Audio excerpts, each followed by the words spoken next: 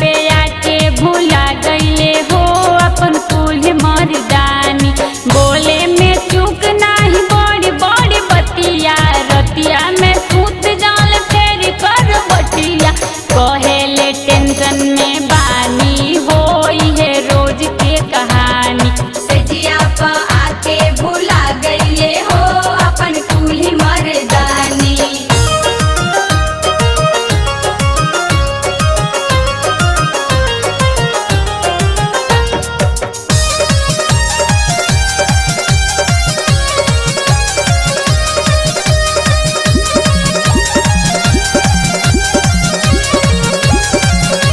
जवनिया पागत नइखे हो, जवनिया पागत नइखे हो, जवनिया पागत नइखे हो। त मन भर रहती बेरा सैया संगे जागत नइखे हो।